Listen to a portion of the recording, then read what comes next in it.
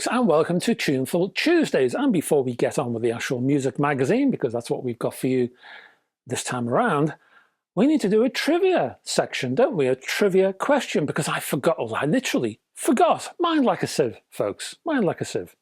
Mind like a... So I forgot to do one last time around. So here we are. We'll correct that situation now. Here's your trivia question. And the question is, well, it's about an individual. I want you to tell me who this person is. Who walked out on a successful band in the middle of a 1971 tour? That person then went to live with a religious sect and demanded henceforth to be addressed as Jonathan.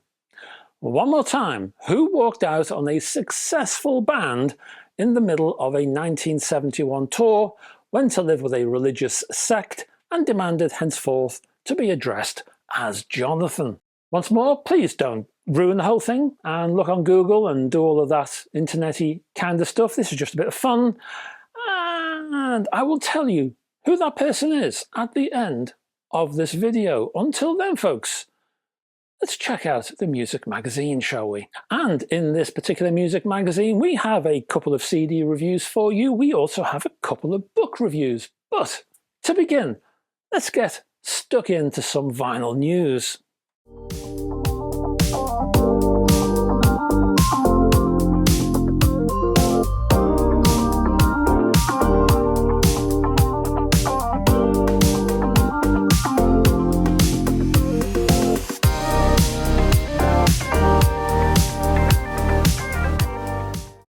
We'll begin with Bernard Butler, ex-Suede, and this one from the UK audiophile label Demon.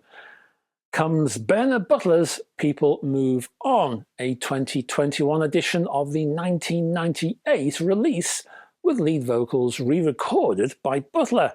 Now, unlike some reissues where they've re-recorded vocals, they've re-recorded drums and the rest, at least Butler is upfront about what he's done here and those re-recorded vocals.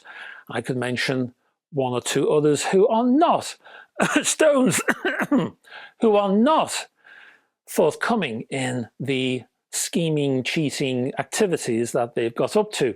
Anyway, this particular release contrasts the original with the older, more mature delivery of his current voice, and in that respect, it's a fascinating process. Next up, we have Judy Jackson. Jazz vocalist Judy Jackson goes soul with the album Grace on Sony. There's a slight Denise Williams aspect to Jackson's delivery, especially in the vibrato, but she never really dwells there, I must say. The Jackson range is pretty impressive, yet easy on the ear. She offers a rather old-fashioned set of qualities that really should be treasured.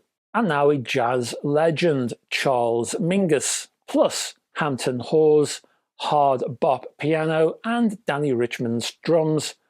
And the three of them formed Mingus 3, or, if you like, Trio, on Jubilee originally, but now reissued via Rhino. This album was released back in 1957 originally to perform 4 standards plus 2 Mingus originals and a rather pleasurable jam.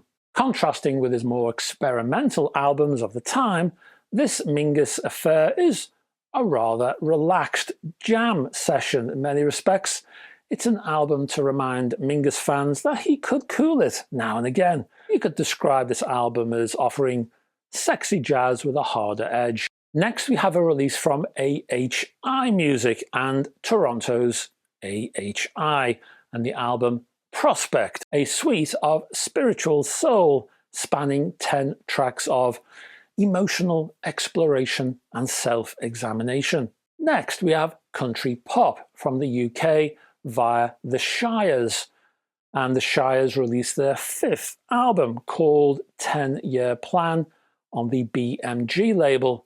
Based upon uplifting harmonies, there's a comforting BBC Radio 2 70s vibes here. Another legend, and this time Marianne Faithfull, who co-wrote most of the songs, including the title track Vagabond Ways, another BMG release originally pushed out onto the market around what would have been 1999, I think. Combining the talents of Emmylou Harris, Daniel Lanois, and Roger Waters of all people, Faithfull is like the perfect rock accident. You just can't look away. And now on to Loop, who's released their first LP since 1990 called Sonancy. I will put a Bandcamp link below, and I'll put other selected links in the description too if you want to check out any of these releases. This one is a limited edition release on transparent Galaxy vinyl. Blimey. This space rock explosion bathes in static feedback and distortion. It's a full-on sonic assault, and it's rather interesting. Loop should be congratulated. And that's your lot for vinyl news. Let's get to a couple of CD reviews now.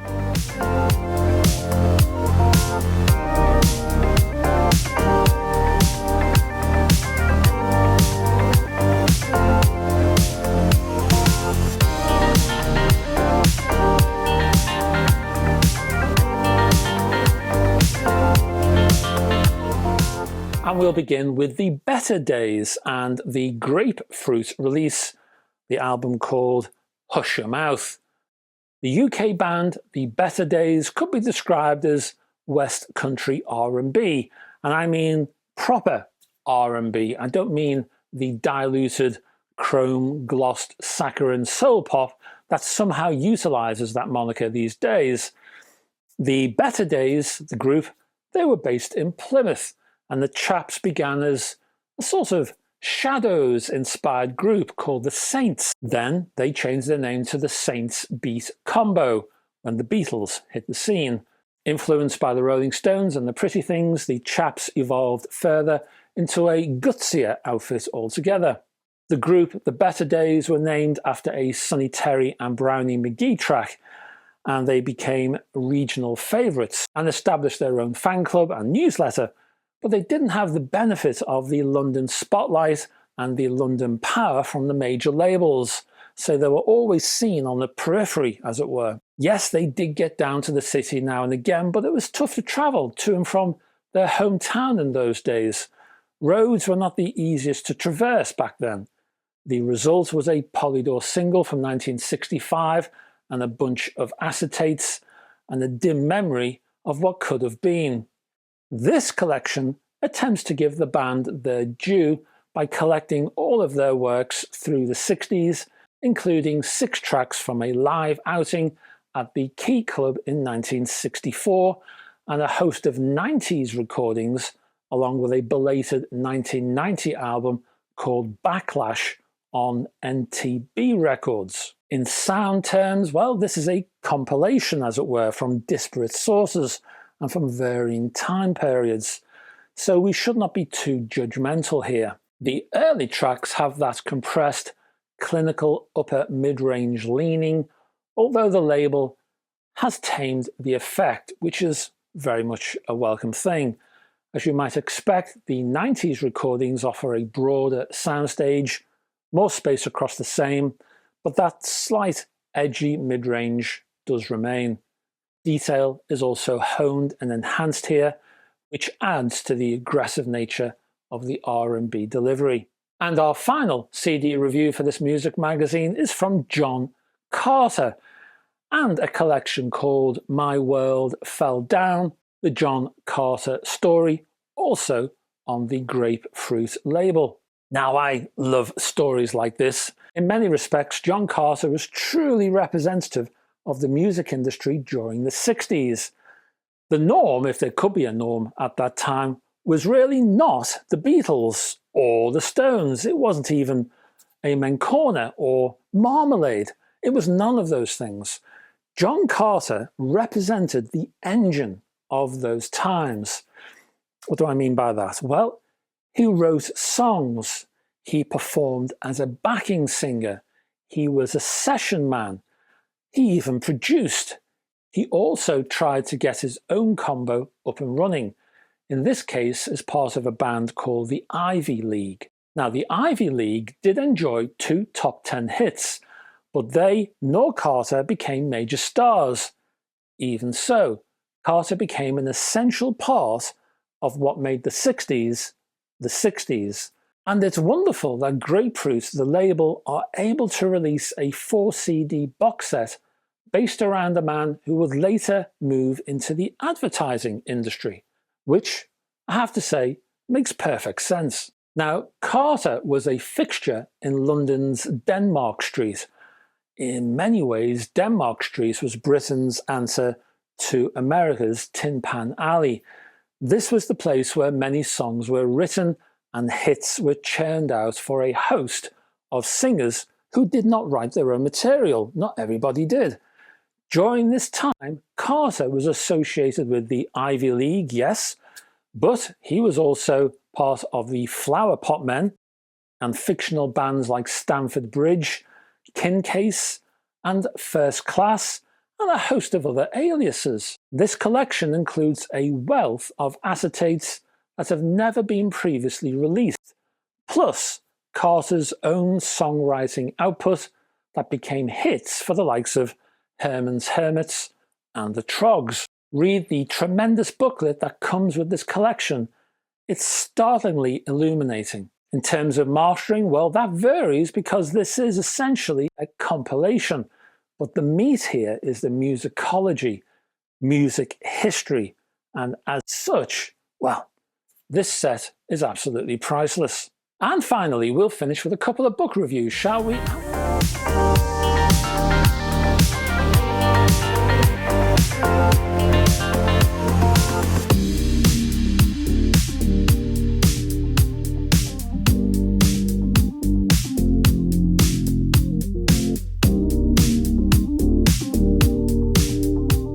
And we'll start, shall we, with a book called Tales from the Booth. The authors, well, no one is actually named. In fact, the authors are called The Secret DJ Presents.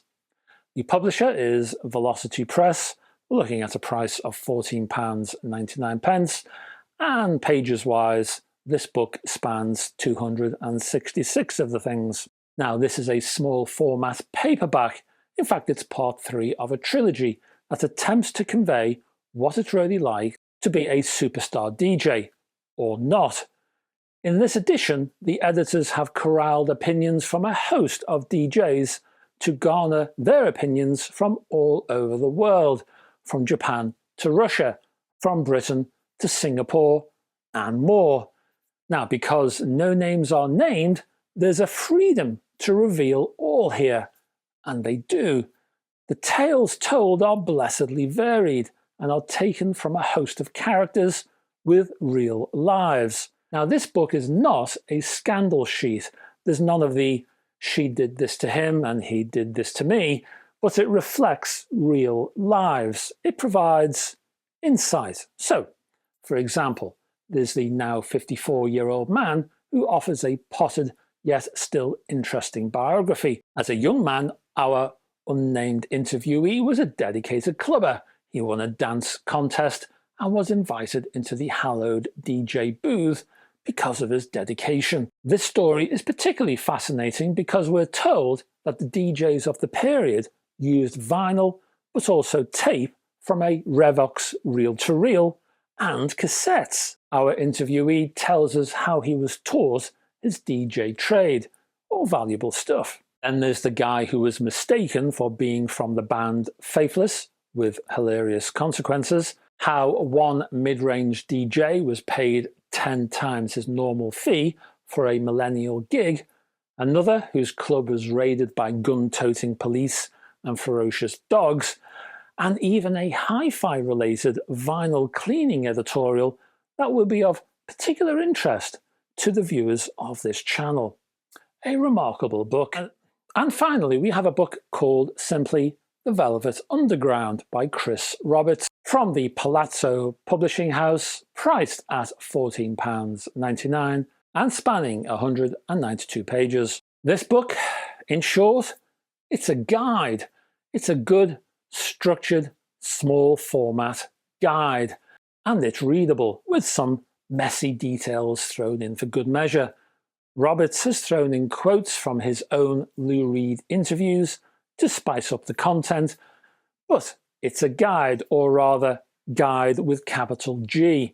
So we're introduced to the band members, Andy Warhol, his entourage and the world he moved in, and of course the group itself.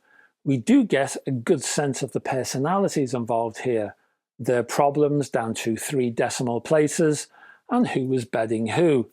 Sure, there's not a great deal of soul in this approach, and you do feel there's an element of box ticking here, but that's okay with this kind of book. Then we move on to the albums themselves, complete with a stats page of track listings, where they were recorded, when, and so on. We even get Lou Reed's top 20 tracks. This is a structured yet readable tome. But before we go, you're looking for an answer to our trivia question, aren't you? So let me just remind you of that question. And the question is, who walked out on a successful band in the middle of a 1971 tour, went to live with a religious sect, and demanded henceforth to be addressed as Jonathan? And the answer is Jeremy Spencer. Now, Spencer was one of the stars of Fleetwood Mac when a combination of road fatigue and, let's be honest here, mescaline nudged him into sudden religious conversion. In 1971, he walked out on the afternoon of a gig in Los Angeles without telling the rest of the band. They found him days later living with a group called the Children of God under the name Jonathan. He is still with that group, who now prefer to be known as Family International. So now you know. I'll look out for another trivia question in the next Tuneful Tuesday video. And that's it, folks. That's the end of this week's Music Magazine. And I just want to thank you for staying to the end of the video. And if you could please click below on the like and subscribe buttons, I'd much appreciate that. If you want to also check out the description, there will be a selection of chapter headings if you want to navigate around the video. And there are other links too to my Facebook group, which you're welcome to join. The website I run, which has all kinds of stuff on there, which you won't find on this channel. My Patreon page, which helps to keep this channel alive. All kinds of exclusive stuff over there. You might want to check it out. And I will be back at the weekend with something hi-fi flavored, and I hope to have your company then. Until that time, folks, bye-bye for now.